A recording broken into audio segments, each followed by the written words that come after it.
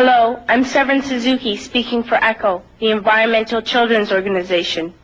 We're a group of 12 and 13-year-olds trying to make a difference. Vanessa Suddy, Morgan Geisler, Michelle Quigg, and me.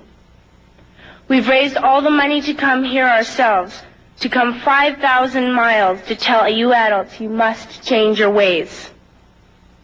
Coming up here today, I have no hidden agenda. I am fighting for my future. Losing my future is not like losing an election or a few points on the stock market.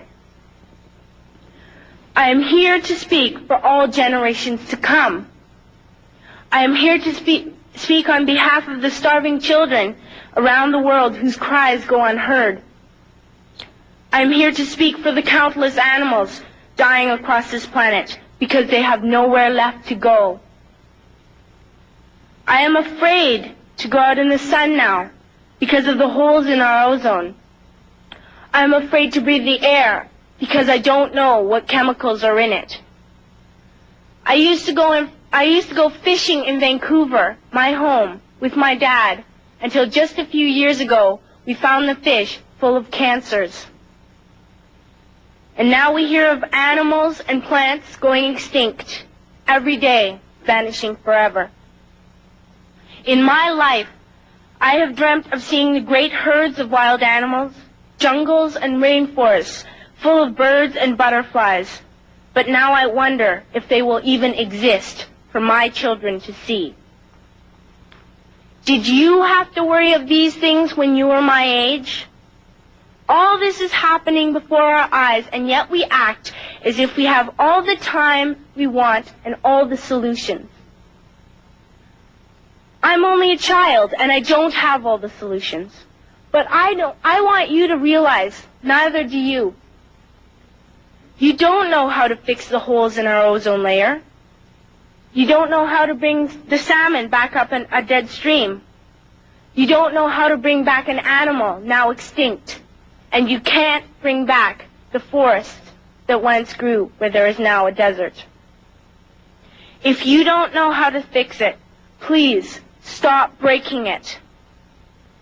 Here, you may be delegates of your government, business people, organizers, reporters, or politicians, but really, your mothers and fathers, sisters and brothers, aunts and uncles, and all of you are someone's child. I'm only a child, yet I know we are all part of a family. 5 billion strong. In fact, 30 million species strong.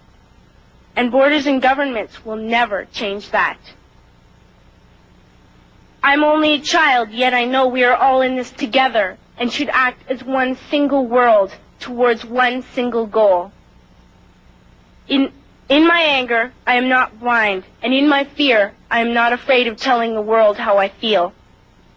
In my country, we make so much waste. We buy and throw away, buy and throw away, buy and throw away, and yet northern countries will not share with the needy. Even when we have more than enough, we are afraid to share. We are afraid to let go of some of our wealth. In Canada, we live the privileged life, with plenty of food, water, and shelter. We have watches, bicycles, computers, and television sets. The list could go on for 2 days. 2 days ago here in Brazil, we were shocked when we spent time with some children living on the streets. This is what one child told us. I wish I was rich. And if I were, I would give all the street children food, clothes, medicines, shelter, and love and affection. If a child on the streets who has nothing is willing to share, why are we who have everything still so greedy? I can't stop thinking that these are children my own age, that it makes a tremendous difference where you are born. That I could be one of those children living in the favelas of Rio. I could be a child starving in Somalia, or a victim of war in the Middle East, or a beggar in India. I am only a child, yet I know if all the money spent on war was spent on finding environmental answers, ending poverty, and finding treaties, what a wonderful place this earth would be. At school, even in kindergarten, you teach us how to behave in the world.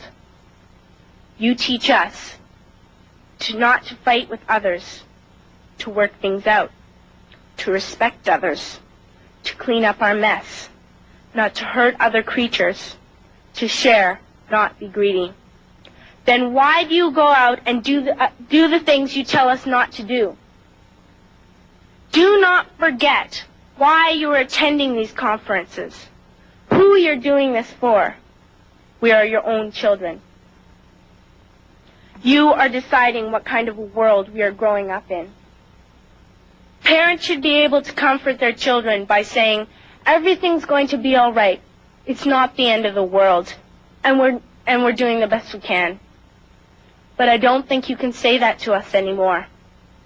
Are we even on your list of priorities? My dad always says, you are what you do, not what you say. Well, what you do makes me cry at night. You grown-ups say you love us, but I challenge you, please, make your actions reflect your words. Thank you.